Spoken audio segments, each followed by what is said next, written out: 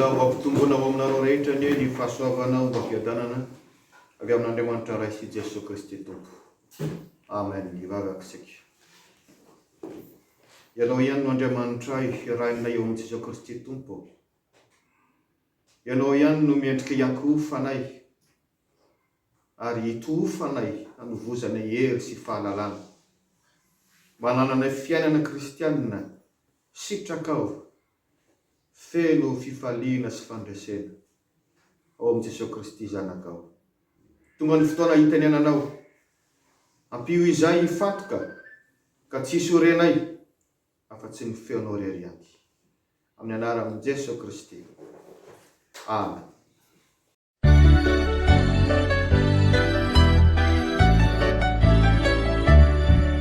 Timoty faharoa toko fahaefatra amin'ny voalohany ka hatramin'ny fahavalo. Vakina amin'ny anaran'i Jesosy Tompo. Eo anatin'Andriamanitra sy Kristy Jesosy izay hitsara ny velona sy ny maty, ary noho ny amin'ny fisehoany sy ny fanjakany no ananarako anao mafy. Mitoria miteny, mazotoa, na amin'ny fotoana na tsy amin'ny fotoana. Mandrese lahatra, mampirisy, mananara mafy amin'ny faharipo sy ny fampianarana rehetra.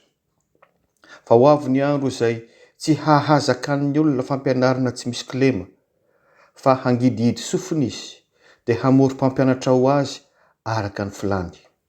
Ara-pialan'ny sofiny amin'ny teny marina tokoa izy, ka hivily ho amin'ny anganongando. Fa ianao kosa, mahonoana tena amin'ny zavatra rehetra, miareta fahoriana, ataovy ny asan'ny evanjelista, tanterao ny fanomponao. Fa izao dia efa hatolotra sahady, ary efa mba akaiky ny andro fialako. Efa niady tsara aho, na hatanteraka ny fiazakazahana aho, nitahiry ny finoanao. Hatr'izao dia tehirizinao ahy ny satroboninahitry ny fahamarinana, izay omen'ny Tompo mpitsara marina, ho ahy amin'izay andro izay, ary tsy ho ahy ihany, fa ho an'izay rehetra tia ny fisehoany koa. Amen. Ray Masino, manamasinanay amin'ny fahamarinana, ny teninao no fahamarinana. Amen.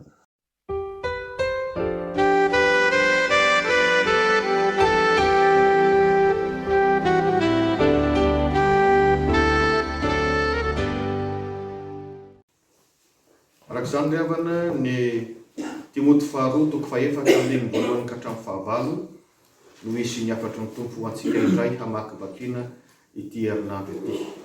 Ary singadina manokana ny andinin'ny fahafito manao hoe: efa niady tsara aho, na hatanteraka ny fiazakazahana aho, nitahiry ny finoanao.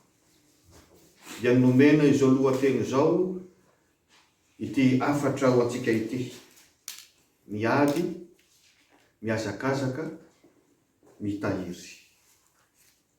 Ny apôstôly Paoly no nanoratra izao Timoty faharoa izao ho an'ny pasteur izay zanany ara-panahy ary nitondra fiangonana tao Efesosy amin'ny Turkia izany. Tany amin'ny taona 580 amin'izao androntsika izao no nanoratany azy raha nigadra fanindroany tao Roma izy. Efa fantany fa akaiky ny andro hafatesany izay niapangana azy ka ahatonga azy ho faty martyr. Ary teo indrindra no nanehoany ny fahafaham-pony ny amin'ny fiainana rehefa nandray Jesosy Kristy ho Tompo sy mpamonjy. Ka raha manakaiky ny andro hafatesany dia samy milaza hoe efa niady tsara aho, na tanteraka ny fiazakazahana aho, nitahiry ny finoanao. Tena modely amin'ny fiainana kristianina izany apôstôly Paoly zany. Ka rariny raha mandray lesona avy amin'ny isika. Voalohany ary dia zao: ny fiainana kristianina dia fiadiana niady tsara. Fiadiana niady tsara. Ho avy amin'ny miaramila avy nandresy anady ny tenany eto raha manoratra izany. Efa niady tsara. Tsy mba ady tahaka ny fanaon'izao tontolo izao anefa. Tsy mba olona lianady zany apôstôly Paoly zany, ary tsy nisy mihitsy ny tantara milaza an'izany. Rehefa nandray Jesosy Kristy Tompo izy nanomboka teny an-dala amin'ny Damaskosy. Ady tsara marany eto, ady ara-panahy. Zany no atsika kristianina. Raha te hitombo isika dia tsarovy fa tsy maintsy miady amin'ny devoly. Mafisin'ny soratra izay nataon'ny apôstôly Paoly ihany eo amin'ny Efesianina 4:9-12. Fa isika tsy mitolona amin'ny nofo aman-drà, fa amin'ny fanapahana sy amin'ny fanjakana sy amin'ny mpanjakan'izao famazinan'izao, dia amin'ny fanaratsy eny amin'ny rivotra. Devoly tompoko ny fahavalontsika, fa tsy olona atandremo fa mahery izany devoly izany, ka mila misikina tsara isika. Ny ady koa eto rehefa jerena amin'ny teny fototra, izany hoe ny teny grika izay nanoratana azy voalohany, dia nahatonga koa ny teny frantsay hoe agonie, azontsika raisina amin'ny hoe fahoriana na fiafiana. Te hilaza koa zany ny apôstôly Paoly hoe efa niaritra ny fahoriana tsara, ary tena nisedra fahoriana tokoa izy, nisedra fizahan-toetra, fanakianana, fanenjehana sy ny sisa, fa tsy nampiembrotra azy zany. Atsarovy fa ny kristianina rehetra dia misedra an'izany, ka tokony hiomana ary tsy tokony hiembotra. Ilay teny hoe ady koa eto dia azo raisina ihany koa arakeviny amin'ny teny fototra hoe ezaka, efa niezaka aho. Timoty 2:7-10 hoy ny apôstôly Paoly, izany no ikelezana iaina sy ezahanay, satria izahay manantena an'Andriamanitra velona. Ry malala, raha mijery le lohateny fotsiny ary sika, miady, miazakazaka, mitahiry, tena marina ny hoe mila ezaka avy amintsika izany hoe manaiky ho tonga kristianina zany. Tsy vita mora zany, mila fahafozana fotoana. Arao zao dia ny fo maraina fa fantatro. Raha betsaka ny olona mieritreritra hoe alahady anao grasy matine hatramin'ny 1:20 na fohy lasantsy ianareo na vola natao frais, mahafohy vola makareny ianareo, mahafohy talenta. Izany tompoko ny kristianina. Fa rehefa tsy miezaka tsika dia tsy hitatsika ny tsirony izany hoe manara-dian'i Kristy zany, ary tsy ahita vokatra mihitsy isika. Miezah ianao, satria Satana ny fahavalonao, ary raha variana sy tsy ampivavaka dia ho mora resy. Faharoa, ny fiainana kristianina dia manatanteraka hazakazaka hatramin'ny farany. Manatanteraka hazakazaka hatramin'ny farany. Manohatra amin'ny tenany amin'ny atleta navita hazakazaka hatramin'ny farany, tonga ny amin'ny arrivé ny apôstôly Paoly eto, nahatanteraka ny fihazakazahako ao. Eny, tsika rehetra dia miara-mahalala sy miara-miaiky hoe hazakazaka ny fiainana, fa maika noho izany ny fiainana kristianina. Ary raha hazakazaka, raha izany kisarisary, mila fanazara-tena, mila teknika. Fantatsika tsara ny atleta izany manahoana ny fitandrona fahasalamana ataony. Rehefa hazakazaka izy, esorina daholo izay zavatra mamesatra eny aminy eny, fa izay mahatonga azy mavitribitrika. Ary ny ara-panahiny resahana amin'izao dia zao, tsarovy fa ny ota dia mamesatra antsika, tsy mamela antsika hiazakazaka, tsy mamela antsika akaiky ny tompo. Ary izany indrindra no antony mahatonga antsika hiazakazaka montsy fa ny mpampivavahana. Fa ao ny fomba azotsika miona amin'Andriamanitra, maneho ny fifonana ary mandray famelan-keloka. Rehefa tononona ny famelan-keloka ety, tsy le mpitarika ny mamela heloka anao, fa izy Andriamanitra. Zava-dehibe amin'ino zany, mba hanamaivana azy amin'ny hazakazaka, mba hatongavany hatramin'ny farany. Izany no antony amintsika amin'ny fanampahavavahana, mba asotsika manavao ny fanoloran-tena. Fahatelo sady farany, ny fiainana kristianina, fitahirizana ny finoana. Miazakazaka, miady, fa mila mitahiry izay azo koa. Eto zany ny apôstôly Paoly dia manohatra amin'ny tenany iray amin'ny mpiambina mahay mitahiry tsara izay zavatra efa azo. Fantatrao zany atleta izany, na fantatrao zany miaramila izany, rehefa misy fandraisana azo iny dia ezahana mihitsy ny miaro an'izany fandraisana izany mba tsy ho votsitra indray. Izay efa naresy tamin'ny hazakazaka dia mbola miezaka ny mafimafy kokoa mba tsy ho lasany sasany ilay amboara manaraka. Mihoatra noho izany tsika amin'ny finoana, mila mitahiry izay efa azo, fa tsy hoe tahaka ny verina zazakely foana. Izany ny fijaorana vavolombelona ataon'ny apôstôly Paoly, fiainana kristianina, mitahiry ny finoana. Be dia be ny fampianaran-diso tamin'ny andron'ny apôstôly Paoly. ary tsy mora ny mijoro. Enina dia ny jiosy izay niaraka taminy azy fantatsika tsara fa faroso fa iny zany Paoly zany. Be dia be ny fampianarana izay tsy mbola miorina tsara. Fantatsika tsara fa ny fivavahana judaisma dia tsy mandray an'i Jesosy Kristy ho tompo sy mpamonjy. Tsy maintsy mijoro manohitra amin'izany ny apôstôly Paoly. Ahoana hoy ianao nahatonga azy navita ny tahiry finoana? Ny voalohany, mazoto mivavaka izy. Faharoa, mazoto mianatra amin'ny tenin'Andriamanitra izy. Ny fitazana jiosy izay fahazondrato atao dia mampianatra azy an'izany hoe vakina matetika, verimberina atao tsy anjery, dinia ny soratra masina eo. Mbola nazoto nianatra izy, mbola namonjy université ny apôstôly Paoly. Ankoatra ny fianarana izay efa niraisiny amin'ny mahafariseo. Ary indrindra mazoto mizara nampianatra foana izy. Tsy lazaina intsony hoe nanoratra epistily izy. Dia izany rehetra izany mitahiry ilay fotom-pampianarana izay tokony hijoroany ary namelombelona ny finoana. Satria ny finoana dia avy amin'ny toriteny rahateo, avy amin'ny fampianarana ny tenin'Andriamanitra. Ka izany koa no ampahirizana antsika hoe mazotoa mamaky soratra masina. Dia be ny karatra azontsika arahana amin'izany mba hahatonga anao mamaky soratra masina isan'andro. Itsika amin'izao androntsika izao misy ny tambajotra tserasera, mazotoa mihaino toriteny, fampianarana izay hitanao fa tena kristianina manaraka amin'ny fotom-pinoantsika. Mazotoa mamonjy fiofanana, misokatra izao ny fianarana sikola alahady, alefaso ny zanakao raha tianao hifototra, hitombo amin'ny fahalalana an'i Kristy. Misokatra izao ny fianarana sevala, ahatonga anao mpitoroteny ho mpiandry, aza mangatakandro tsony, fa fotoanano izao. Mba tena hitehiry anao ny finoanao ka tsy ho raraka andalana ianao. Ry havana malala, tena vavolombelona izany hoe fiainana kristianina, mahafinaritra izany ny apôstôly Paoly. Matoa isan'ny lazany hoe efa niady tsara na tanteraka ny fahazakazahako ao, nitahiry ny finoanao. Mitory amintsika izany hoe azo atao tsara, izany hoe miaina sy mijoro ho kristianina mandra-pahafaty izany. Na dia ataoko hoe mandrabiraby araka ny fampianarana izay voanomena teo aza, ny namanao sy ny manodidina anao, azo atao tsara ary misy fifaliana sy fandraisana, misy fiadanam-po, izany hoe fiainana miaraka amin'ny Kristy izany. Chers frères et sœurs, notre texte de méditation pour cette semaine se trouve dans l'épître au Timothée, 2 Timothée chapitre 4 versets 1 à 8.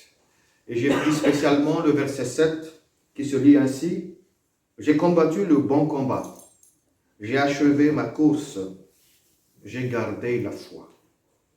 Et comme titre de notre méditation, j'ai pris combattre, courir, garder.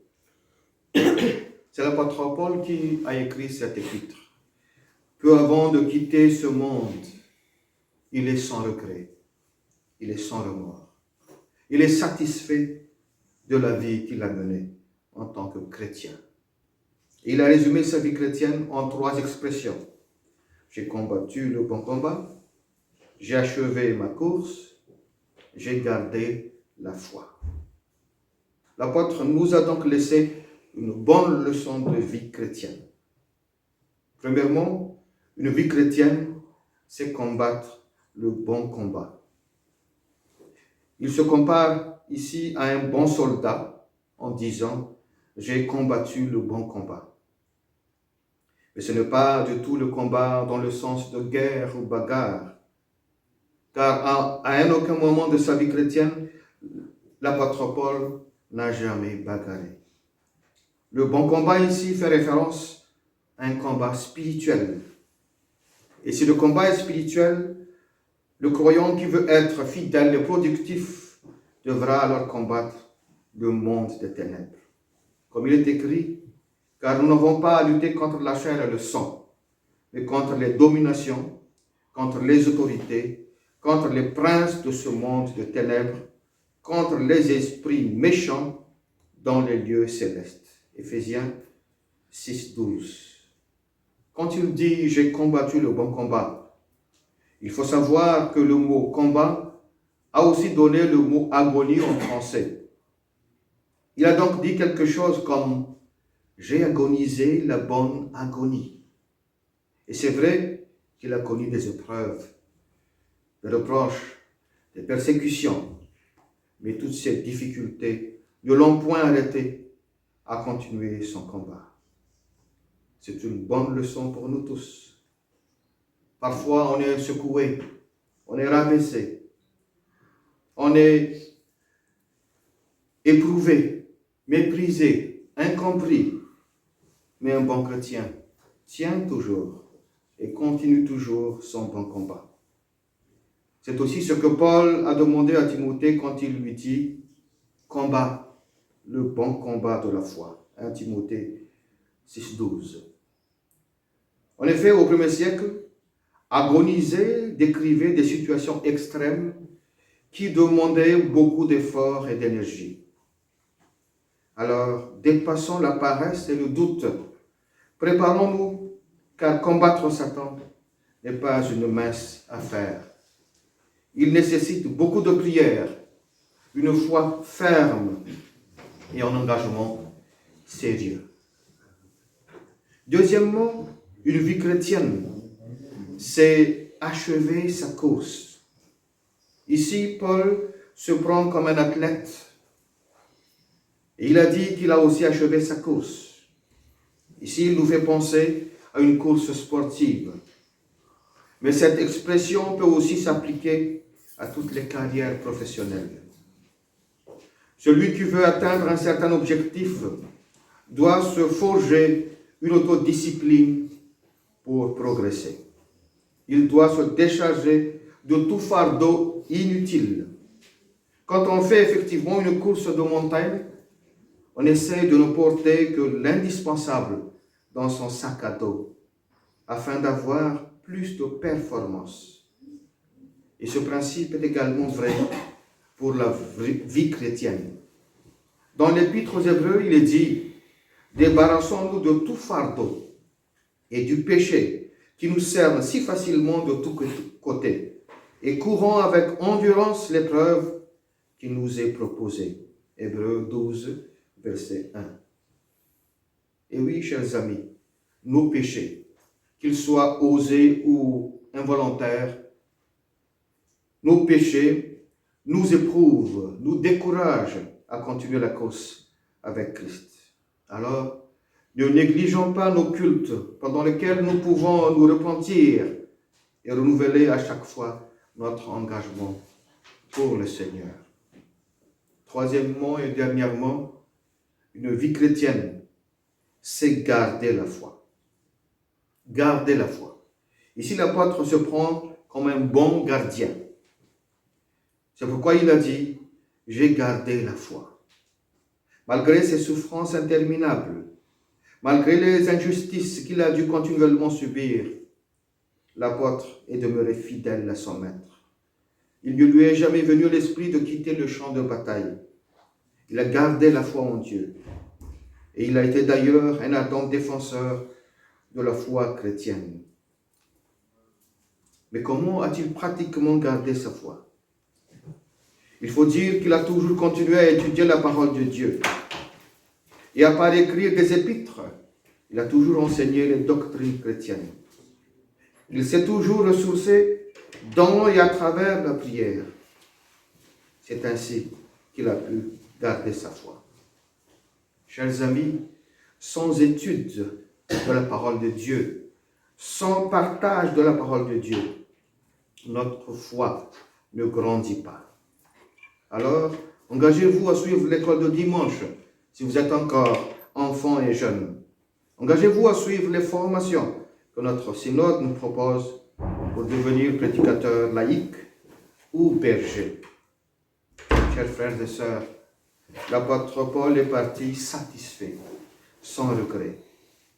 Quel bonheur de pouvoir témoigner avant de quitter ce monde que le Seigneur est bon. Que le Seigneur est bien capable de nous donner une vie de vainqueur qui nous permet de dire comme Paul, j'ai combattu le bon combat, j'ai achevé ma course, j'ai gardé la foi.